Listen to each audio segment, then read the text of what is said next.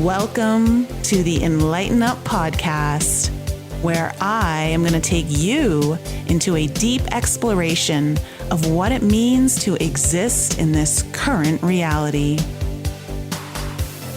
We are going to raise your vibes, open your mind, expand your heart, and dive deep into the wondrous mysteries and possibilities of this lifetime.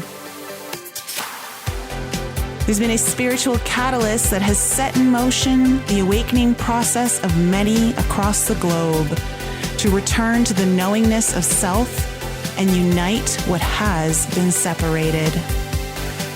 Together, we're going to bring light into that darkness. We're going to remember the joy of living. But most of all, we're going to turn up the volume of our own eternal power and do the thing we're here to do.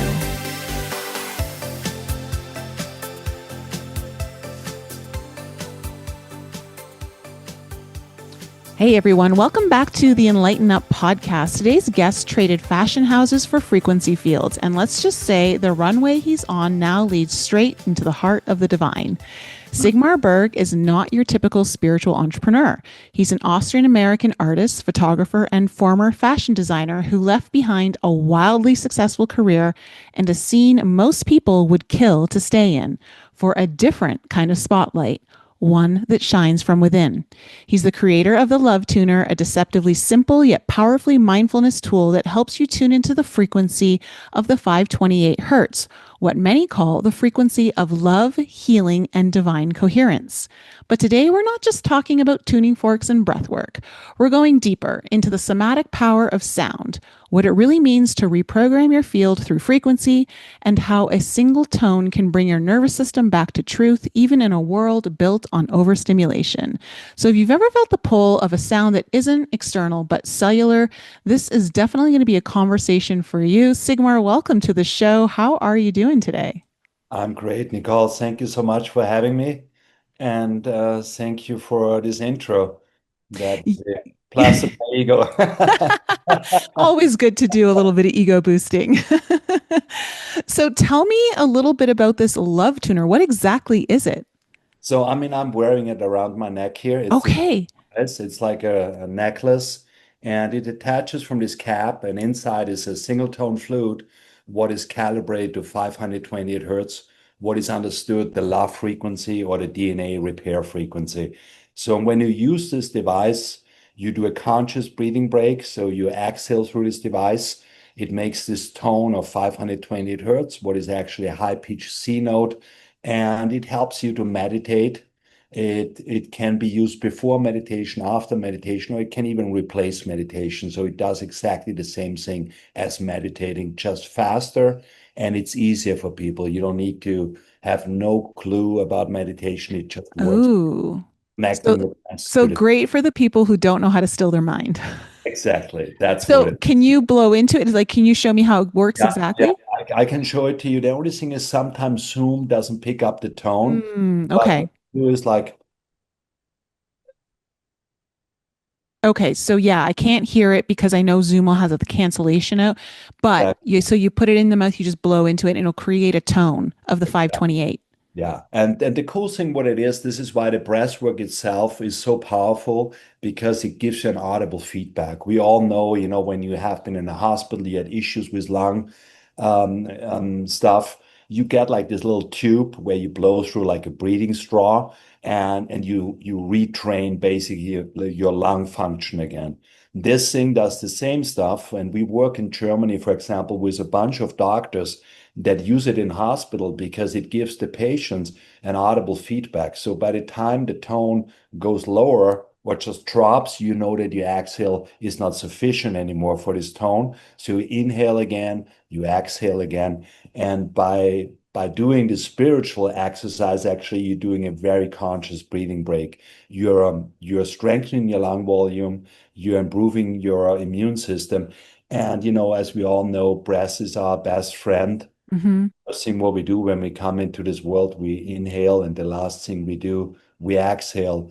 And in between this, we this is our best regulator. Yeah, And it's our great alchemist. Exactly. And if you know about the power of the breath, you know a lot, and this is really what can help you regulate your nervous system. It can helps you, to overcome stress. It even catches it earlier. And this is the most important thing that people understand. The conscious breathing break can really make your day. Okay. Well, so I have an interesting question for you. The 528 hertz frequency, it's, frequency of love, but in your experience, what happens when someone maybe doesn't feel love yet? What are they actually tuning into underneath the surface layer? You mean when they don't feel the love between humans, or? Yeah, like that frequency of love. So when you're playing it, what if someone isn't feeling love yet? Like, what are they tuning into under that frequency? So what you do basically with 520 hertz, it's a divine frequency. It's a Mhm. cosmic frequency. It's always there. And when you tune into this frequency, you're not literally tuning into the love between humans. You connect to the morphogenetic field where we all are connected, where all the souls come from, where we all go at one point, where we also go when we sleep. Hmm. And this is where you connect. You connect into this invisible field of love that is existing. Yeah. And this is basically what the Lovetuner does for you. And as we all know, like this is a cosmic frequency, and the knowledge of the universe is captured in every cell of our body. So we have this knowledge. It's just forgotten. And when you connect with this frequency, it gets you a reminder that you're part of the universe. And when you play this instrument, this frequency is not only that you hear it or that it's the breathing exercise, it's actually a vibration that aligns your water molecules in your body. And this gives you right away the feeling of relaxation, but it also vibrates out of your body. So when you tune with a partner, for example, you connect into this frequency carpet, in this frequency carpet of love. And on a higher spiritual level, you connect into what we call whatever the divine web of love. And when it transforms it down into our physical body, it does one thing for you. It takes you from your head into your heart. And this is actually where living should happen. And we always like override what is good for us or what we are really in harmony with, we override with our intellect. Hmm. So what the mind should not do is to direct your life. The mind is there for rational stuff, but everything that has to do with human connection, that has to do with humanity and with the magic of humanity, this comes from our heart. And there's a reason. I mean, our heart felt magnetic field is 50,000 times stronger than the brain. So, I mean, Hmm. it's already something. Yeah. And when humans meet, and they have the capability to connect on a hard level, what they do, for example, when they use the Lovetuner together, or there's a lot of different modalities, what brings you into your heart field, you connect on a hard level. And on a hard level, humans are always curious. When humans meet, their hearts are right away connected. They're curious. They want to become friends. They want to connect. The only thing what really disconnects us is our intellect. And this gives us polarity and the opposite of unity. Yeah, because So the mind has to kind of break things down in order to understand, whereas the heart is wanting to connect things together. exactly. Hmm. And all those frequencies, including the 520 hertz frequency, they're opening up the magic that is missing in our very rational world. And the reason why we're all sick and disconnected is because there's no magic in our lives anymore. As you just said, everything is rational. So when we know that we only see 10% of what is really out there, so really, so our rational reality is 10%. If you're lucky, 10%. If you're lucky, 10%. So, so it's like, I think it's time for people to understand, let this magic in your life, even if you don't have a loving partner right here, right now, but we all are connected. And if you understand that all is one and one is all, Hmm. so nobody's left out.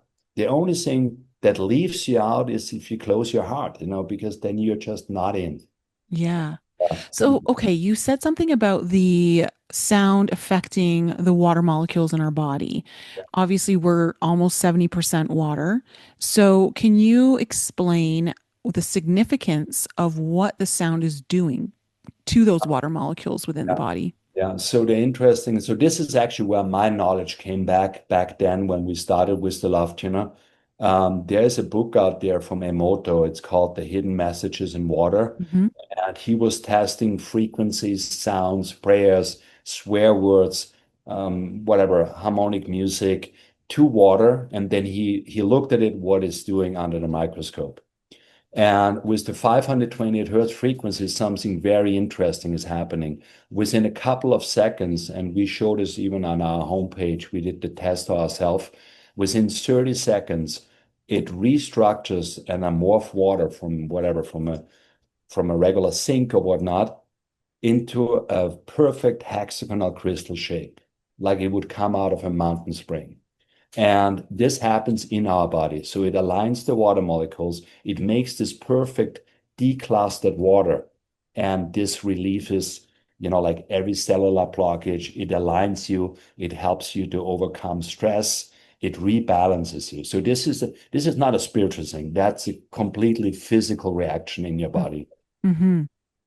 The hexagon, that's an interesting shape because that's one that I particularly have looked a lot into through one of my programs, Alchemy, and is based, one of the first meditations I created for it was based on the hexagon shape and the fact that it's used within the beehives and all of that. So, can you go a little bit deeper into like that hexagon shape and do you have any knowledge on that?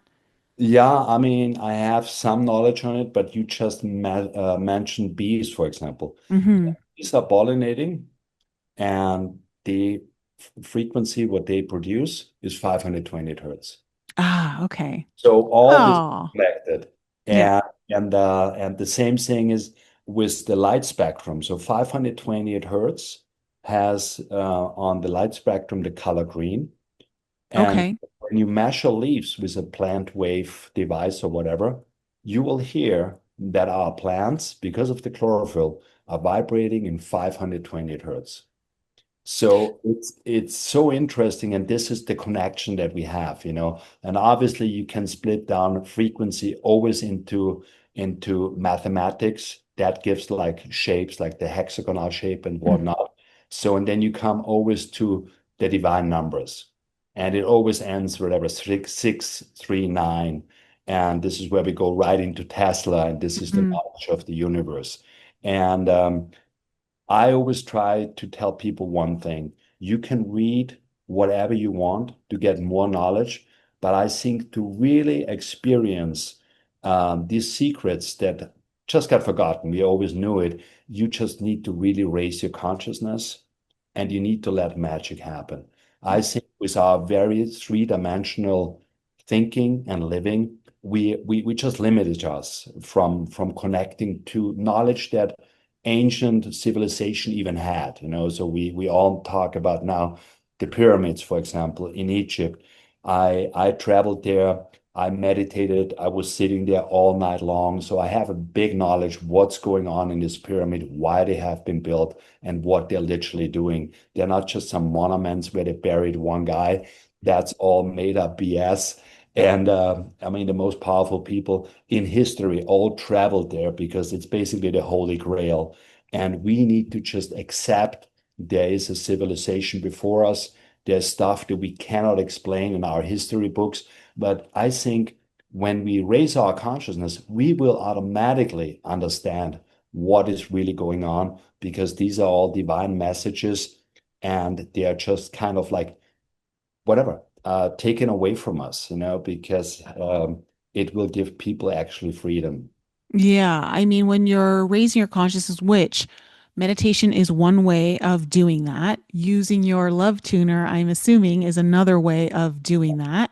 Breath work is one way. A lot of different healing modalities is a way. There's a lot of different ways that people can raise their level of consciousness.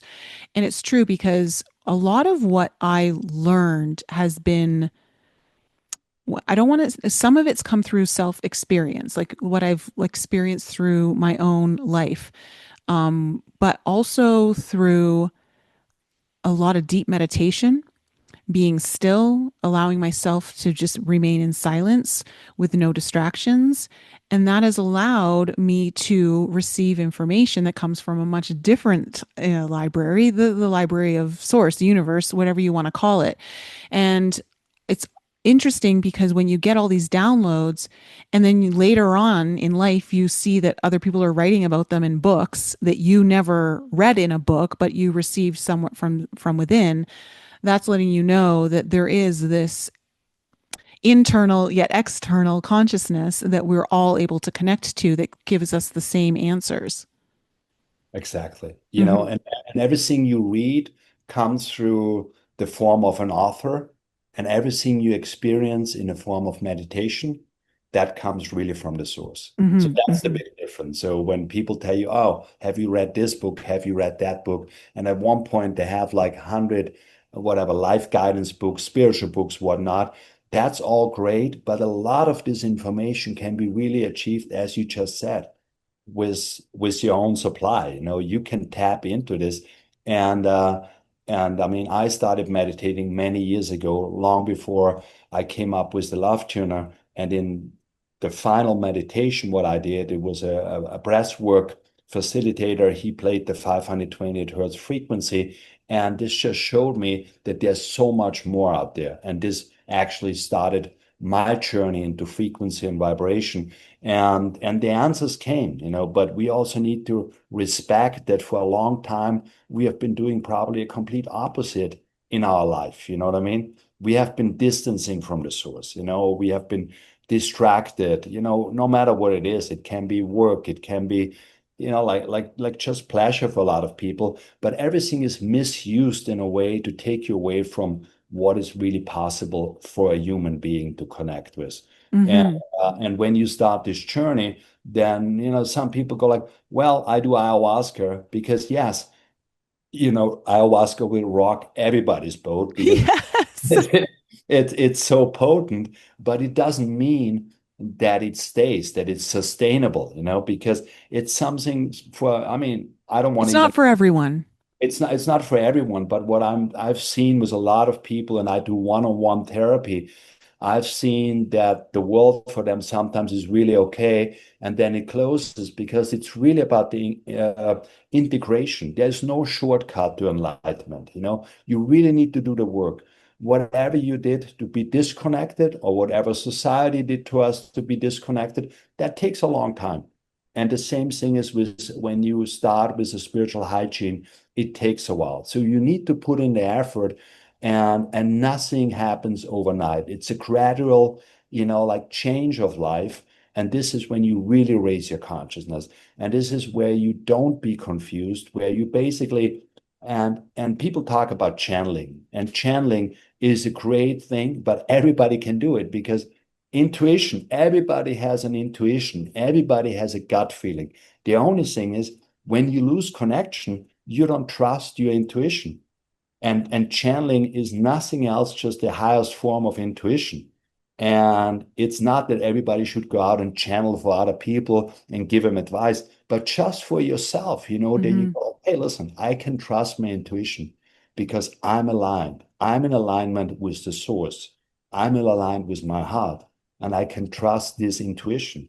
And this is when you become from a, like a, yeah, like somebody who's seeking, you become enlightened. This is the way, you know what I mean? And the way is always inward. So, like Yes.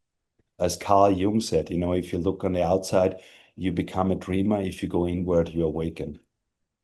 Well, speaking of awakening, I'd love to hear a little brief introduction to your spiritual awakening that got you to this place. So you worked in the fashion industry and all that kind of stuff. So what was kind of going on? What sparked your own spiritual awakening? So when I relocated to the United States, like this was in the mid early 2000s, and I started meditating, and it was something what I got really you don't get good at it, but it helped me, let's say it in this way. And then when I got introduced to the frequency, what I said earlier already, this was literally where I said, okay, this is my way now into spirituality, but also as a mission, because Lovetuner was born as a love and peace mission. So this was my step into the last, I would say, like 10 years. But I had a very early in my life, a very strong spiritual connection really to nature. I was a professional swimmer back in Austria through all my teenage years.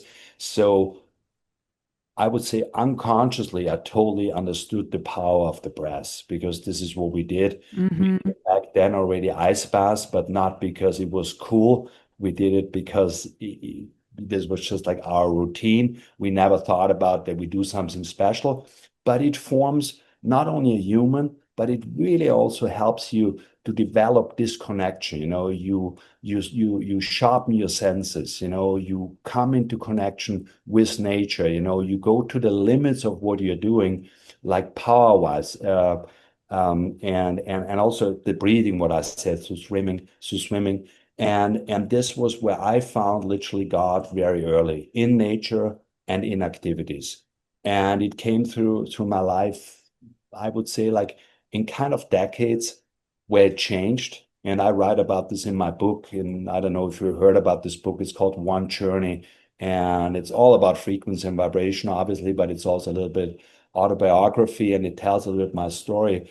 But I tell everyone that my awakening happened in nature. And nature showed me so much that I can still relate to it now, like where I have so much more knowledge, but the core connection is nature and it will always be. And if Hmm. somebody tells you something different, you will not awaken if you don't connect to our creation. And nature is the creation that we have on this planet. So, what drove you to leave the fashion industry to go into more spiritual endeavors?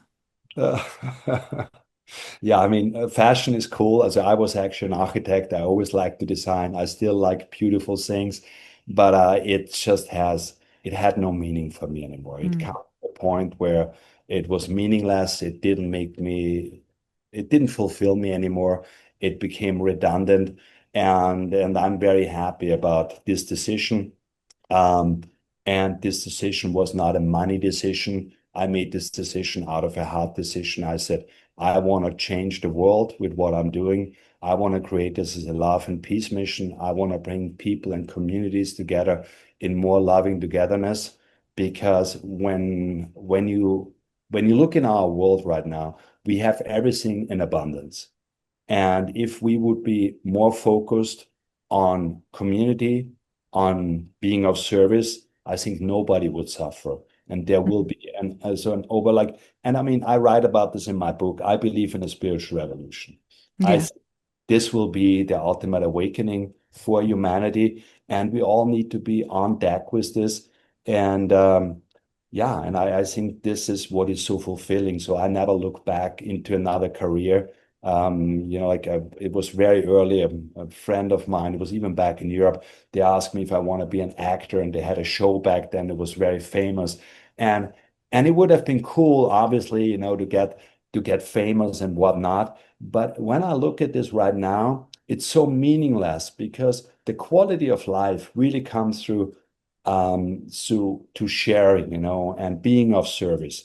And what you said at the very beginning, it's, being wealthy or having, abundance in life, it can be so much more, it's like the stillness of your mind, like the purpose, what you're doing, And I think when you understand this, then life becomes really beautiful because you are not running after one goal.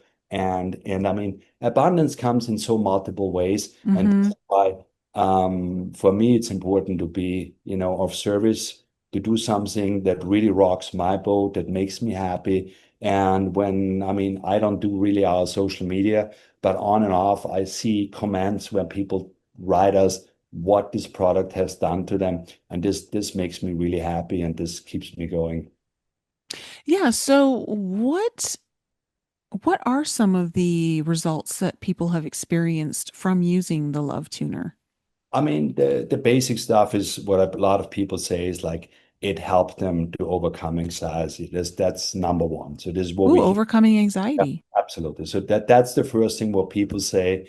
And it goes all the way to like completely life-changing decisions. And there's some stories out there that I don't even want to share on a podcast because you will think I'm pulling this out or making this up because it's so crazy. But we had people with injuries, we had veterans, we had people that have been highly suicidal and literally did not commit suicide because they used the Lovetuner. We have stories of people that have been sitting alone in a room and literally thinking about finishing their life, and they use the Lovetuner, and they literally write us and say, listen, this thing is so much more powerful than what I used it for, and it really helped me, and it's changing my life. We had Oh, we had, for example, one person. She wrote us that she bought a Lovetuner, and she's living with a husband that got injured in a car accident, and he's not functional anymore. He watches TV all the time. He's very aggressive through medication he gets and whatnot.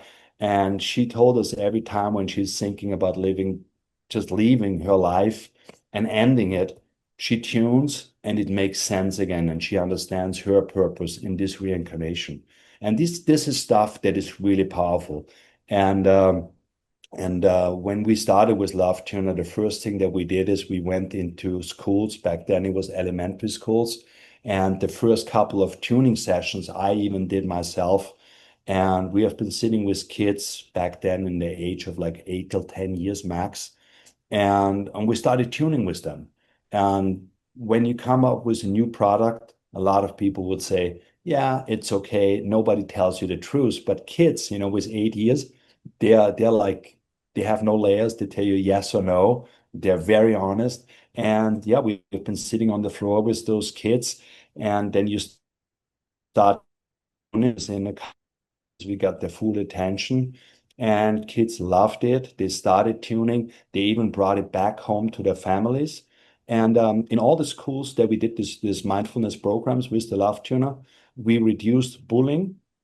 We got better grades, and there was a better understanding of community within the classrooms, and all this within one semester. oh, that's wonderful. Yeah. Those are great results. Well, I mean, I love that, obviously the Love Tuner is able to recalibrate the system to bring you back into harmony. But I love to go a little bit deeper into sound just in general.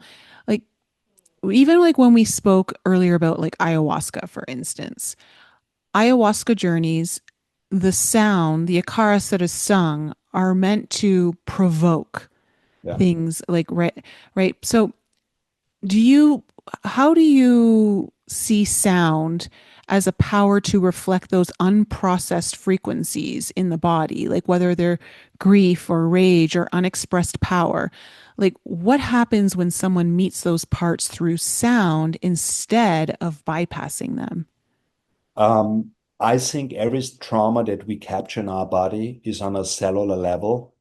And sound and vibration is the ultimate way to heal it. There's no other way. Mm-hmm. This is what people need to be aware of. And when you go back into ancient history, some of the stuff is not noted, but everything was sound and frequency. Their way of healing was sound and frequency. And the medicine of the future is sound and frequency. There's Yeah. we just got sidetracked. I mean, Tesla invented the first bioresonance machine like 150 years ago, 130 years ago. So, and then suddenly it got forgotten. It came back. Now a lot of doctors are even doing it.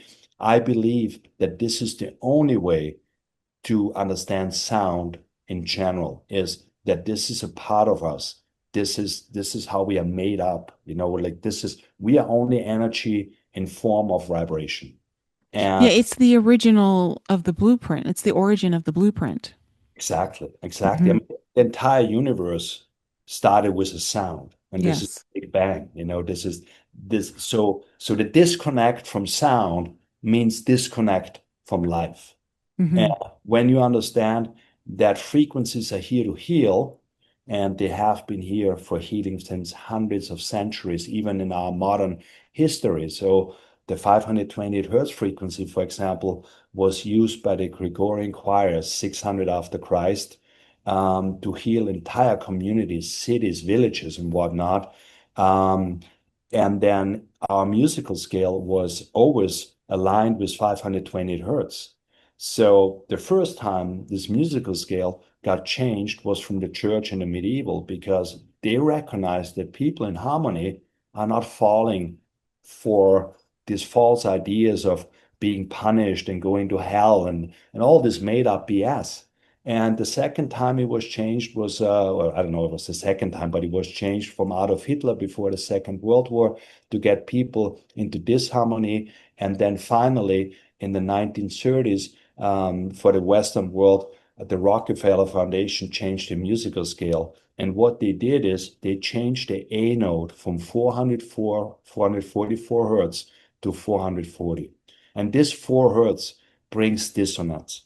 And what it did is this one frequency, the C note, 528 hertz, disappeared from our musical scale.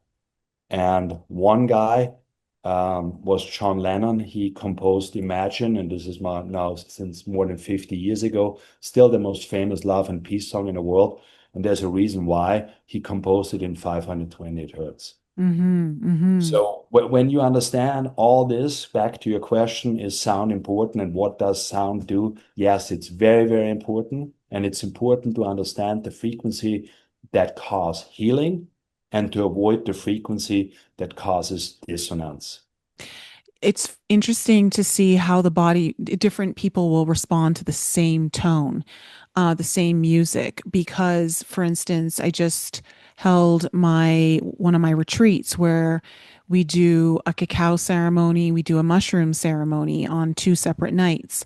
And the music is very important. I always make sure that the music is very carefully curated to help and assist people in their healing journey, in their experience of um, what they're trying to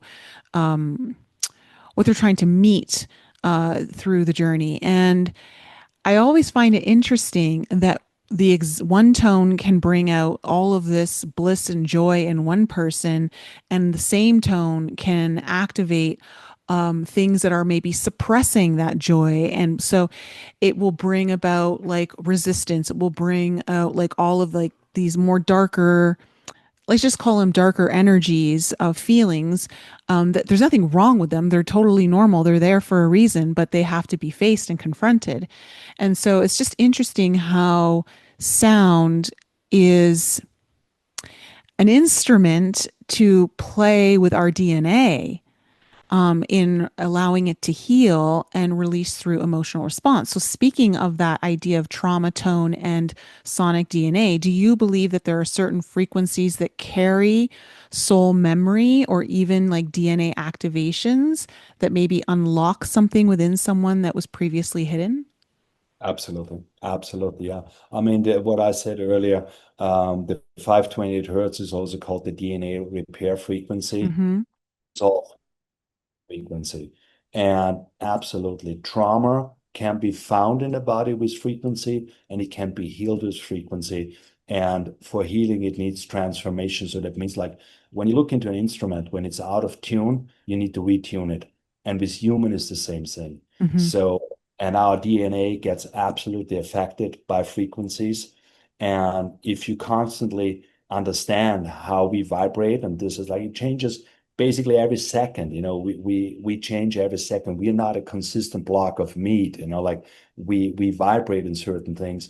And when you understand this also intellectually, then you will know that sounds are important, that frequencies are important.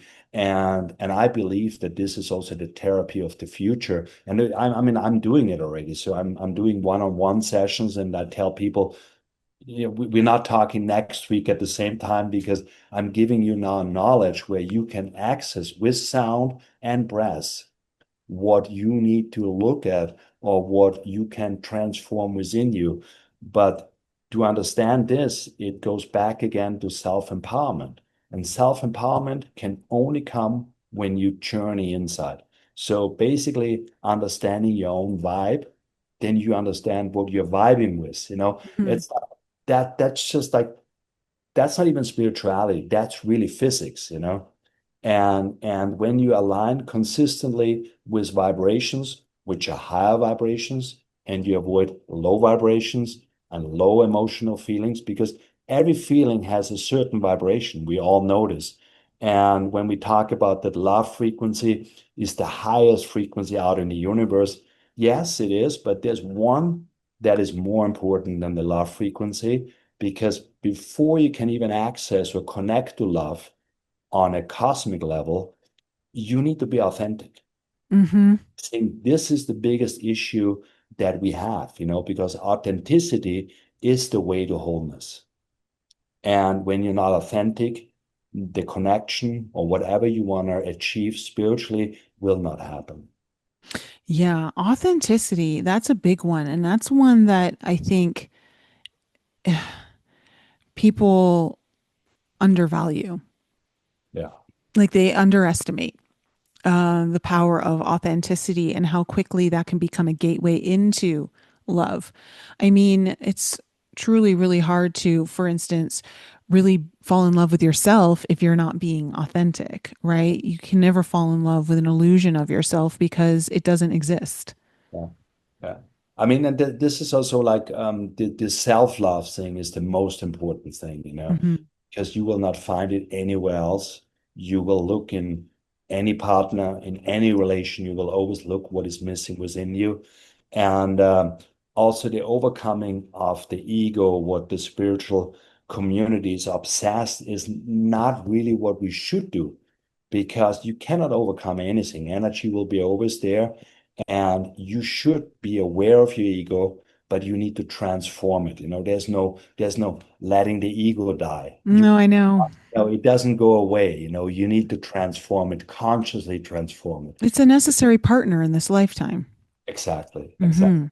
Hmm. And there's nothing wrong with being, aware of it.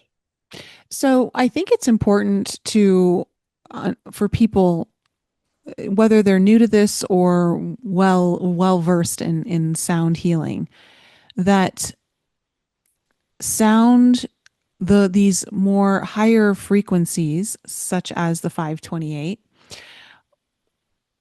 may not necessarily bring about a loving feeling initially, and understanding that it's helping to, like this idea that we were talking about before, of understanding that the sound is there to help remove what is in the way. So it almost acts as an assistant to your own resistance, of helping you become less resistant, which means things that you've used in place to prevent these emotions from surfacing that need to be felt, because they say in order to heal it, you have to feel it. So, in order to feel those, we do have to allow them to come up. And that means allowing for the natural response of your body on a somatic level, the emotions, all of that coming to the surface. Music has a beautiful way, sound has a beautiful way of bringing that up organically, and sometimes rather quickly, but also it can allow you to move through it with more ease. Yeah, yeah, absolutely. And And sorry, go ahead. no, and then I was going to say, on the other side of that is the love, is the peace, is the authenticity that you've been waiting for.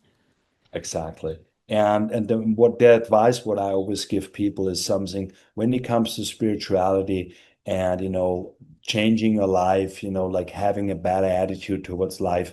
And for a lot of people, it always takes like a bad experience till they get going.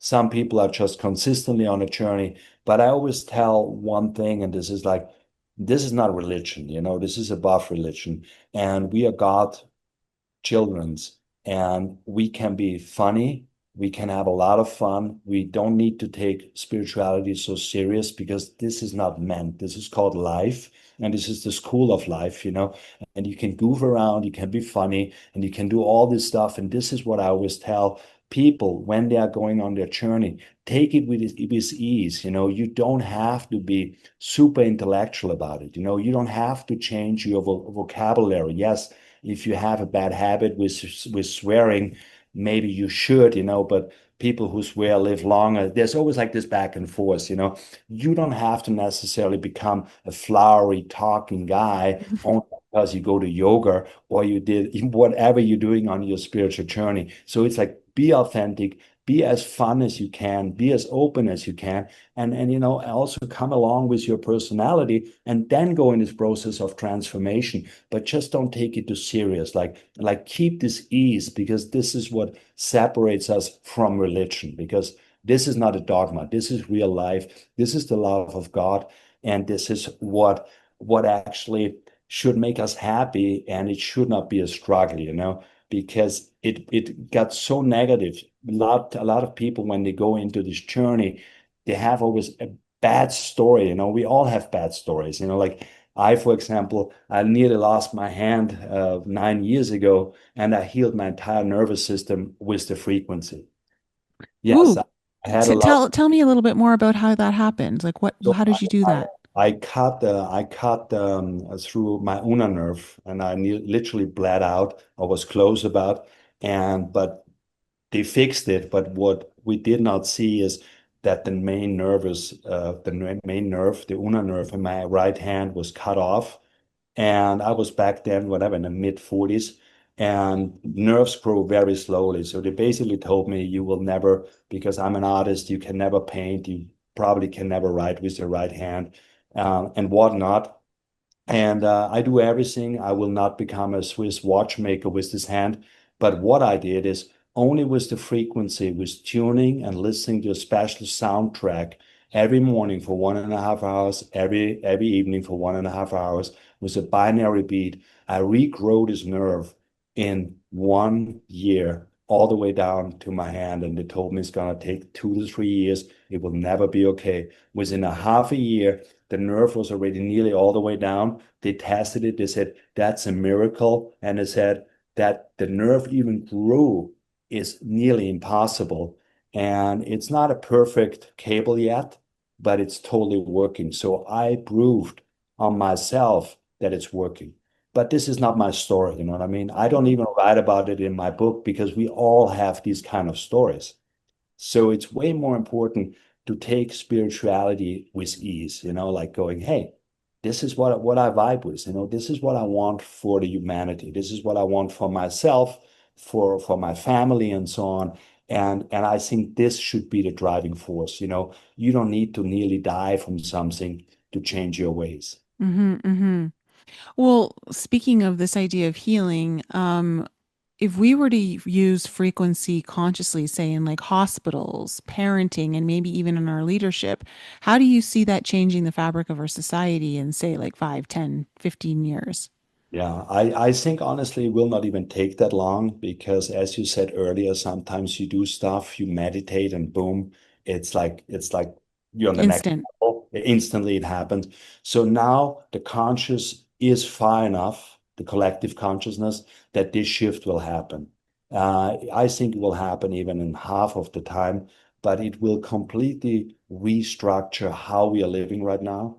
It will restructure our educational system. But more importantly, and this is where most people spend their entire life, it will change the corporate world. Because in the corporate world right now, this is running the entire planet. So corporations are running all the governments and whatnot. They have big plans, but it's still humans in there. And they still have hearts. It's not that they are like robots. Maybe some are, we don't know.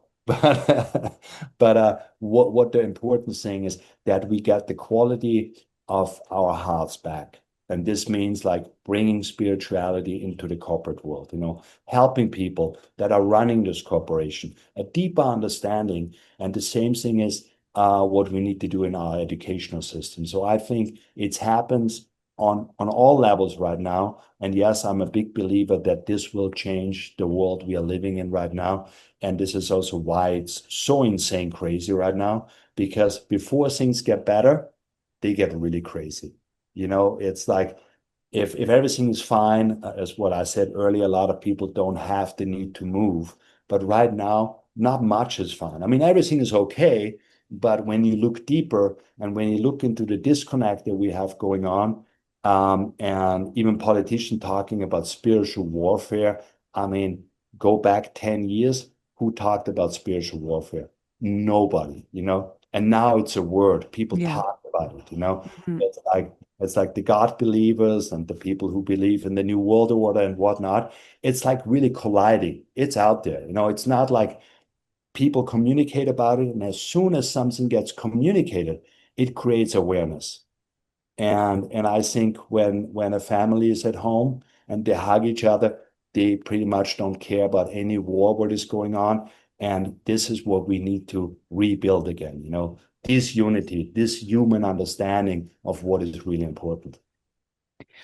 I completely agree with you. I, I would be remiss, though, if I did not ask you, since you did bring it up earlier, that you were sitting at the pyramids. What was one of your most transforming downloads that you received while being at the pyramids? Yeah, I did not talk about it yet publicly, but I'm writing on a second book where I write about these experiences. No, I think there have been many things what I experienced, and I have been to different temples too.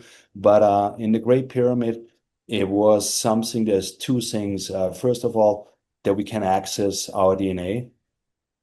And the second thing is the entire understanding about where we're coming from and where we are going to, like where the souls are coming from, that we're all light beings, and how we come in. And for me, the most profound thing was that all is one, that really everything is interconnected, that separation is only within us. And I mean, I'm not the perfect example. I swear I have a very normal life. I have very normal emotions, and sometimes I cannot control my emotions. But I understood on a very basic form and on a fundamental form that everything is interconnected. Hmm. So if you want to avoid something in your life, then don't go there. It's like literally that's just as simple as it is. One day I'm going to make it out there. I have been called to the pyramids since I was 12 years old. I just remember being like, since I was 12, just knowing like I felt such a strong connection to the pyramids. And there was something about it that I know I have to go there one day. Um, You I just should know it's not you, just yet. you should join us. We're doing guided tours, Hmm. P tours to Egypt. And one of our team writers, that is also the co-author of my book, Annie Wolnick, is doing this since 30 years. She has a profound knowledge about Egypt in general. And this is why it's called the land of the unseen.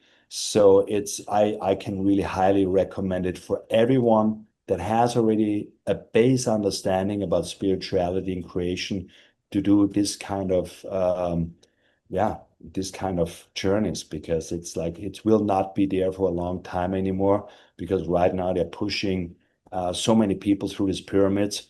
This is why you need to literally wait till about midnight till the energy shifts again in the pyramids to can even access it. So Mm, right now all over Egypt is turning into a Disneyland. It's too, yeah. but it's crazy. But if you do it right and if you know what to do, it's unbelievable because Hmm. knowledge is right there and it's accessible. Wow. So the DNA portion, I know you maybe have to hold certain stuff back for your book, but this idea of accessing our DNA, can we just elaborate a little bit more about like your understanding of that? When you look into so the whole Nile is basically the Kundalini. So this Hmm. is what it is. So it's the entire journey, and it goes through all our chakra system. And in the Queen's Chamber in the Great Pyramid, there is a certain energy that allows you before you go into the King's Chamber, where you see the creation of humans. So when you go in a meditation there, you literally feel it. It's such a strong place, and you see how our strings of DNA is created, and you see this vibration. So when you don't see it like on a TV set, but you feel it, and this is the core thing. This is what was done in these pyramids. This is the whole understanding, and what they're finding right now under the pyramids, where they're talking about these pillars that are going down there. This is a knowledge that is there for many, many years. And because these these pyramids have been time traveling sound chambers. Mm. And everything what is related in there when it comes to our human creation and our DNA, all this knowledge is captured there. This is why you can access it. And what you see there is that every everything is again vibration. You access it on a vibrational, emotional, um, higher conscious level. So it's interesting because I believe like that we, especially as you start to raise your levels of consciousness and your own ability to understand what you're capable of, time travel begins to become a lot more accessible to you. And so this idea of these chambers, like the pyramids being time traveling chambers in essence, and also how our DNA is tuned, I think is so interesting. I remember in one of my mushroom journeys, my earlier mushroom journeys, I was shown the pyramids and I was shown all of this sacred Kundalini energy coming from them through the tops. Yeah. And it was a place where, so what I was shown, okay, so this is actually interesting, a perfect person to actually share this with. My audience has heard this before, most people who've listened to it, but um, I was shown that I was brought into a temple. I don't know if it was in the pyramids or what, but it was close by at very minimum. And all of the women would enter. And I remember being in there with all these other women who were wanting to get pregnant. And what they would do is they would sing a song while moving their body to a Kundalini rhythm. And the song, what I saw was the music would travel into the cosmos to connect with the soul who was ready to come in. And this is how they did it back in those days. And this was a very sacred practice for women to do before the act of sex, before actually trying to conceive a child. And so sound was used to connect with the soul before, and it's how the soul knew, oh, this is going to be my mother. It's Calling. the right frequency, Yeah. and it would guide the soul towards the mother for conception. Yeah. You saved yourself a lot of money by not traveling to Egypt because you know it anyway. Well, this is what I'm saying. I mean, I definitely want to go No, no. just because I have to. But also, I know that we have the ability to connect to the pyramids from anywhere in the world. Absolutely. Absolutely. Because this is cosmic knowledge. And when you talk about psilocybin or mushroom trips, I mean, what I always tell people, and I believe to get high on your own supply. This is why I'm into love tuning, I'm into breath work. Mhm. But in my book, I write about like get barefoot and hug a tree. And I say, if somebody would have told me this 20 years ago, I would have thought, okay, that's a hippie-esque BS. I'm not doing this. But this is what I tell all people. And when people are listening now that like mushrooms, I would tell them, take one, go on this journey, take your shoes off and hug a tree, because everything that you just explained and more is available just by touching the tree, because it opens up exactly what you have seen on this mushroom trip, because it gives you cosmic knowledge. Mhm. And the more you can integrate this into your life, the more sustainable it will stay. And mushrooms, I think it's a great gateway to access this, because it comes in a way more subtle way, and the connection to nature will get really grounded and connected uh, Yeah. on a level that stays with you on a cellular level. Hmm. I think it's important. The intention of use is always primary before even the use of it, because I believe that all plant medicines will meet you at the consciousness level that you're meeting them at. And so, when the more you raise your own level of consciousness by utilizing the plant medicine, whatever it might be, I prefer mushrooms. That's my choice. But also, I've done a lot, decades and decades of deep healing work on my own through meditation, through breath work, through inner child work, all the things before really going deeper with the plant medicine. And I've recognized that it's a very sacred plant and to be honored in that way. And so holding that kind of intention whenever you're using it will likely boost what you're able to connect to because you're going in with that sacred honor. Exactly, exactly. Hmm. What you have seen on this trip, for example, calling in souls on a frequency level, that's really what you see there. And when you look into our society, so you're completely right about this because we forgot actually how sacred it is. We don't even think about souls anymore. We just, oh, I want to have a kid, for whatever reason, like people get kids most of the time because it's just what we are doing. Hmm. Uh, and I love kids. I have kids myself, but and I think it's something what everybody should experience sooner than later in their life. But first of all, we need to be also clear about it. And not that I knew when I got my kids, but now I know it's literally souls that you're bringing in.